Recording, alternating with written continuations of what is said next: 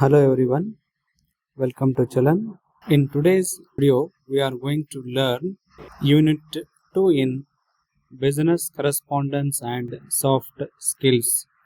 ಇವತ್ತಿನ ವಿಡಿಯೋದಲ್ಲಿ ನಾವು ಬಿಕಾಮ್ 4ನೇ ಸೆಮಿಸ್ಟರ್ನ ಸೆಕ್ ವಿಷಯವಾದ business correspondence and soft skills ವಿಷಯದ ಕುರಿತು 2ನೇ unit types of business communication ಬಗ್ಗೆ ನೋಡೋಣ ಅಂತ.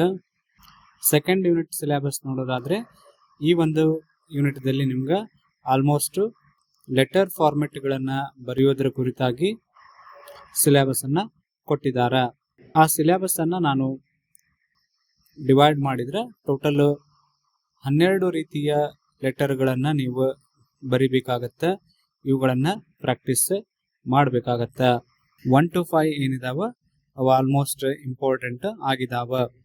ಇಲ್ಲಿ ಒಬ್ಬ ವ್ಯಾಪಾರಸ್ಥ ಅಥವಾ ಉದ್ದಿಮೆದಾರ ಯಾರ್ಯಾರ ಜೊತೆ ಪತ್ರ ವ್ಯವಹಾರಗಳನ್ನು ಮಾಡಬೇಕಾಗತ್ತ ಹಾಗೂ ಅವುಗಳನ್ನು ಯಾವ ರೀತಿ ಬರಿಬೇಕು ಅನ್ನುವಂತಹ ನಮೂನೆಯ ಮೇಲೆ ಪ್ರಶ್ನೆಗಳು ನಿಮ್ಗೆ ಬಂದಿದಾವ ಹಿಂದೆ.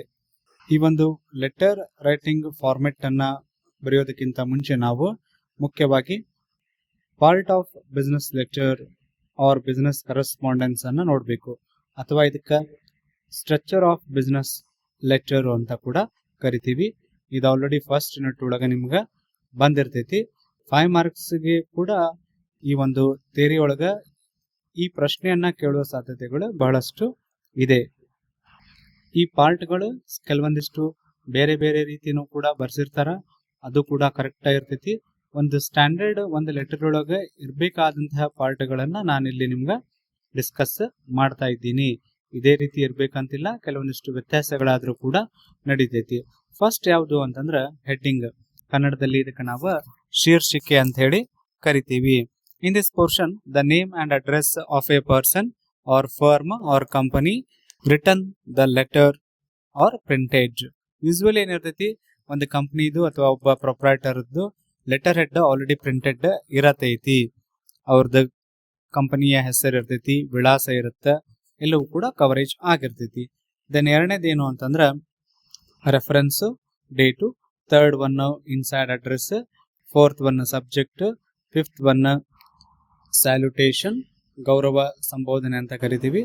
6ನೇದ್ದು ಬಾಡಿ ಆಫ್ ದ ಲೆಟರ್, 7ನೇದ್ದು ಕಾಂಪ್ಲಿಮೆಂಟರಿ ಕ್ಲೋಸ್, ಲಾಸ್ಟ್ ಒನ್ 8ನೇದ್ದು ಸಹಿ ಅಂತ ನಾವು ಕರಿತೀವಿ. ಇಷ್ಟು ಒಂದು ಯಾವುದೇ ರೀತಿಯ ಲೆಟರ್ ಅನ್ನ ನೀವು ತಗೋರಿ, ನಿಮ್ಗೇನು ಸಿಲೆಬಸ್ ಕೊಟ್ಟಾರಲ್ಲ ಈ ಲೆಟರ್ಗಳಲ್ಲಿ ಯಾವುದೇ ಲೆಟರ್ಗಳನ್ನ ನೀವು ಬರೆದ್ರು ಕೂಡ ಇವೆಲ್ಲ 8 ಪಾಯಿಂಟ್ಸ್ಗಳು ಅದರಲ್ಲಿ ಕವರ್ ಆಗಿರ್ಬೇಕು. ಆ ರೀತಿಯಲ್ಲಿ ನೀವು ಲೆಟರ್ ಅನ್ನ ಬರಿಬೇಕು ಅಂತ ಅರ್ಥ.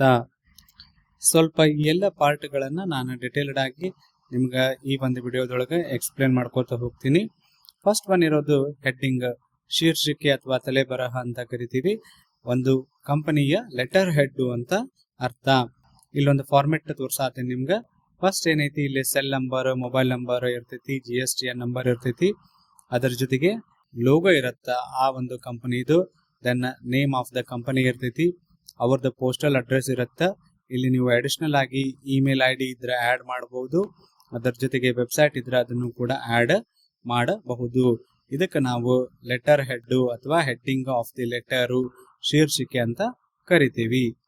ಸೆಕೆಂಡ್ ಒನ್ ಇರೋದು ರೆಫರೆನ್ಸ್ ಅಂಡ್ ಡೇಟ್, ಉಲ್ಲೇಖ ಅಂತ ಕರಿತೀವಿ ಅಥವಾ ಸಂಖ್ಯೆ ಅಂತ ಕರಿತೀವಿ, ಮತ್ತು ದಿನಾಂಕ ಅಂತ ನೋಡಬಹುದು. ಇಲ್ಲಿ ಡಿಸ್ಪ್ಲೇ ಕೂಡ ಮಾಡ್ತಾ ಇದ್ದೇನೆ ನಿಮ್ಗೆ ಇಂಡಿವಿಜುವಲ್. ಎರಡನೇದ್ರಲ್ಲಿ ಲೆಟರ್ ಹೆಡ್ ಮೇನ್ ಏನಾಗ್ಬಿಡತ್ತದ, ಕ್ಲೋಸ್ ಆಗ್ಬಿಡತೈತಿ. ಇಲ್ಲಿಗೆ ಕ್ಲೋಸ್ ಆದ ನಂತರ ಏನ್ ಮಾಡ್ಬೇಕು, ರೆಫರೆನ್ಸ್ ನಂಬರ್ ಅನ್ನ ನಾವು ಬರ್ಕೋಬೇಕು. ಅಂದ್ರ ನೆಸಸರಿ ಇದ್ರೆ ಬರ್ದಿರ್ತೀವಿ, ನೆಸಸರಿ ಇಲ್ಲ ಅಂತಂದ್ರೆ ಅದನ್ನ ಬರೆಯೋದಕ್ಕೆ ನಾವು ಹೋಗಿರಂಗಿಲ್ಲ. ಇಲ್ಲಿ ಏನಾಗ್ತೈತಿ ಅಂತಂದ್ರೆ ಡೇಟು ಮತ್ತು ರೆಫರೆನ್ಸ್ ನಂಬರ್ ಅನ್ನ ಒಂದೇ ಲೈನ್ ಒಳಗೆ ನಾವು ಬರಿತಾ ಇರ್ತೀವಿ. ನಾವು ಯಾರು ಲೆಟರ್ ಬರಿತಾ ಇರ್ತೇವಲ್ಲ ಅವರು ನಮಗ ಗೊತ್ತಾಗ್ಲಿ ಅನ್ನೋ ಉದ್ದೇಶದಿಂದ ಇಯರ್ ಅನ್ನ ಮೆನ್ಷನ್ ಮಾಡ್ಕೊಂಡಿರ್ತೀವಿ, ಅದಕ್ಕೊಂದು ನಂಬರ್ ಅನ್ನ ಕೊಟ್ಟಿರ್ತೀವಿ. ಅದ್ರ ಜೊತೆಗೆ AE ಅಂತ ಇಲ್ಲಿ ಕೊಟ್ಟಿದ್ದಾರೆ ಎಕ್ಸಾಂಪಲ್ ಒಳಗೆ. AE ಅಂದ್ರೆ ನಾವು ಎನ್ಕ್ವೈರಿ ಲೆಟರ್ ಬರೆಯತ್ತಿದ್ರ E ಅಂತ ಹಾಕಿರ್ತೀವಿ, ಅಥವಾ ಎದಕ್ಕೆ ಸಂಬಂಧಪಡತ್ತ ಆರ್ಡರ್ ಕೊಡತ್ತಿದ್ರ O ಅಂತ ಬರಿತೀವಿ. ಈ ರೀತಿಯಲ್ಲಿ ಸೆಂಡರ್ ಏನ್ ಮಾಡ್ತಾನ ಅಂದ್ರೆ ರೆಫರೆನ್ಸ್ ನಂಬರ್ ಅನ್ನ ಕೊಟ್ಟಿರ್ತಾನ, ಡೇಟ್ ಅನ್ನ ನಾವು ಇಲ್ಲಿ ಮೆನ್ಷನ್ ಮಾಡಿರ್ತೀವಿ. ಇದಾದ್ಮೇಲೆ ಥರ್ಡ್ ಪಾರ್ಟ್ ಯಾವುದು ಅಂದ್ರೆ ಒಂದು ಲೆಟರ್ದು ಇನ್ಸೈಡ್ ಅಡ್ರೆಸ್, ಟು ಅಡ್ರೆಸ್ ಅಂತ ಏನ್ ಕರಿತೀವಿ ಇಲ್ಲಿ ಒಳ ವಿಳಾಸ ಅಂತ ಕನ್ನಡದಲ್ಲಿ ನಾವು ಕರಿತೀವಿ. ಇನ್ಸೈಡ್ ಅಡ್ರೆಸ್ ಏನಾಗಿರ್ತೈತಿ ಅಂತಂದ್ರ ರಿಸಿಪೆಂಟ್ ನೇಮ್ ಇರ್ತೈತಿ, ಡೆಸಿಗ್ನೇಷನ್ ಇರ್ತೈತಿ, ಆರ್ಗನೈಸೇಷನ್ ನೇಮ್ ಕೂಡ ಇರ್ತೈತಿ, ಅಡ್ರೆಸ್ ಕೂಡ ಇರತ್ತ. ಇಲ್ಲಿ ನೋಡ್ರಿ ಒಂದು ಎಕ್ಸಾಂಪಲ್ ಟು ಅಂತ ಐತಿ. The manager ABC suppliers private limited, industrial area, Hubballi ಅಂತ ಇದೆ. ಎಲ್ಲ ಕ್ಲಿಯರ್ ಆಗಿ ನಾವಿಲ್ಲಿ ಮೆನ್ಷನ್ ಮಾಡಿರ್ತೀವಿ. ಮ್ಯಾನೇಜರ್ ಅಂತ ಬರೆದಿರಬಹುದು, ಪ್ರೊಪ್ರೈಟರ್ ಅಂತ ಬರೆದಿರಬಹುದು. ಅದು ಡಿಪೆಂಡಿಂಗ್ ಅಪಾನ್ ದಿ ಲೆಟರ್ ಯಾವ್ದು ಬರೀತಾ ಇರ್ತವೋ ಅದ್ರ ಬೇಸ್ ಮೇಲೆ ಚೇಂಜಸ್ ಗಳನ್ನ ನಾವು ಮಾಡ್ಕೋಬಹುದು. ಫೋರ್ತ್ ಪಾಯಿಂಟ್ ಇದರಲ್ಲಿ ಬರುವಂತದ್ದು ಯಾವುದು ಅಂದ್ರ ಸಬ್ಜೆಕ್ಟು ಮತ್ತು ಸ್ಯಾಲ್ಯುಟೇಷನ್ ಗಳು ಏನಿದಾವಲ್ಲ 4 and 5, ಕೆಲವೊಮ್ಮೆ ಸ್ಯಾಲ್ಯುಟೇಷನ್ ಮೊದಲು ಬರೀತಾರ, ಆಮೇಲೆ ಸಬ್ಜೆಕ್ಟ್ ಕೂಡ ಬರೀತಾರ. ಯಾವ್ದಾದ್ರು ನಡೀತೈತಿ, ಎರಡು ಕೂಡ ಕರೆಕ್ಟ್. ಸಬ್ಜೆಕ್ಟ್ ಯಾವ ಕಾರಣಕ್ಕಾಗಿ ನಾವು ಇದನ್ನ ಲೆಟರ್ ಬರಿತಾ ಇದ್ದೀವಿ. ಇಲ್ಲೇನೈತಿ ನೋಡ್ರಿ example, request for price quotation. ನಮಗ ಸರಕುಗಳ ಬೆಲೆ ಏನಿದೆಯಲ್ಲ ಅದರದ ಕೊಟೇಶನ್ ಅನ್ನ ತಿಳಿಸ್ರಿ ಅಂತ ನಾವಿಲ್ಲಿ ಲೆಟರ್ ಬರೆಯತ್ತೀವಿ. ನೀವು ಆರ್ಡರ್ ಕೊಡಾತಿದ್ರ ಆರ್ಡರ್ ಲೆಟರ್ ಆಗ್ತೈತಿ. ಅದ್ರ ಜೊತೆಗೆ ರಿಜೆಕ್ಟ್ ಮಾಡಾತಿದ್ರ ಅಂದ್ರೆ ಸರಕುಗಳನ್ನ ಏನ್ ಮಾಡಾತೀವಿ, ರಿಜೆಕ್ಟ್ ಮಾಡಾತೇವಿ ಅನ್ನೋದು ಸಬ್ಜೆಕ್ಟ್ ಆಗಿರ್ತೈತಿ. ರಿಪ್ಲೇಸ್ ಕೊಡ್ರಿ ಅಂತ ಕೇಳೋದಕ್ಕ ಅಲ್ಲಿ ಕೂಡ ರಿಪ್ಲೇಸ್ ರಿಲೇಟೆಡ್ ಇರುವಂತಹ ಸಬ್ಜೆಕ್ಟ್ ಬರ್ತಿರ್ತೈತಿ. ನೆಕ್ಸ್ಟ್ ಪಾರ್ಟ್ ಇರೋದು 5ನೇದ್ದು ಯಾವುದು ಅಂದ್ರ ಸ್ಯಾಲ್ಯುಟೇಷನ್, ಗೌರವ ಸಂಬೋಧನೆ ಅಂತ ಕರಿತೀವಿ. ಇಲ್ಲಿ ಏನಂತೀವಿ ಕನ್ನಡದೊಳಗ ಮಾನ್ಯರೇ ಅಂತ ಏನ್ ಬರಿತೀರಲ್ಲ, ಇಲ್ಲಿ ಡಿಯರ್ ಸರ್ ಆರ್ ಮೇಡಮ್ ಅಂತ ಇಂಗ್ಲಿಷ್ ಒಳಗ ನಾವು ಬರಿತೀವಿ. ಇದಾದ್ಮೇಲೆ ಇರುವಂತಹ next part body of the letter, ಕನ್ನಡದಲ್ಲಿ ಪತ್ರದ ಒಡಲು ಅಂತ ಕರಿತೀವಿ. ಈ ಬಾಡಿ ಆಫ್ ದ ಲೆಟರ್ ಅಲ್ಲಿ ಕೆಲವೊಂದಿಷ್ಟು ಬುಕ್ ಒಳಗೆ ಏನ್ ಮಾಡಿದಾರ, ಮತ್ತ 4 ಪಾಯಿಂಟ್ಸ್ ಅನ್ನ ಡಿವೈಡ್ ಮಾಡ್ತಾರೆ. ಸಬ್ಜೆಕ್ಟು ಅಂಡ್ ರೆಫರೆನ್ಸ್ ಅಂತ ಹೇಳಿ, ವಿಷಯ ಮತ್ತು ರೆಫರೆನ್ಸ್ ಉಲ್ಲೇಖನು ಕೂಡ ಇಲ್ಲಿ ಇನ್ನೊಂದು ಬೇರೆ ಬರುತ್ತೆ.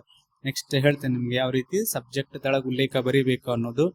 Opening paragraph, main paragraph, closing paragraph ಅಂತ ಹೇಳಿ 4 ಡಿವೈಡ್ ಮಾಡಿನೂ ಕೂಡ ಕೊಟ್ಟಿದಾರ. ಆ ತರ ಬರೆದ್ರು ಕೂಡ ನಡೀತೈತಿ.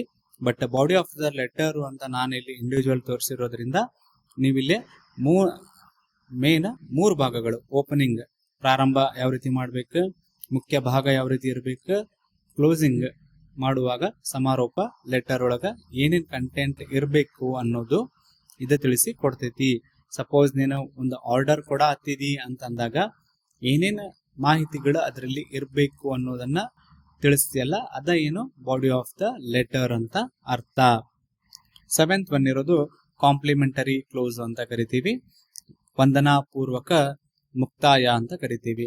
ವಂದನೆಗಳೊಂದಿಗೆ ಅಂತ ಏನ್ ಬರಿತೀವಿ, ವಂದನೆಗಳು ಅಂತ ಕನ್ನಡದಲ್ಲಿ ಬರಿತೀವಿ. ಇಂಗ್ಲಿಷ್ ಒಳಗ ಥ್ಯಾಂಕಿಂಗ್ ಯು ಅಂತ ಏನ್ ಕರಿತೀವಲ್ಲ ಅದು ಕಾಂಪ್ಲಿಮೆಂಟರಿ ಕ್ಲೋಸ್ ಆಗಿದೆ.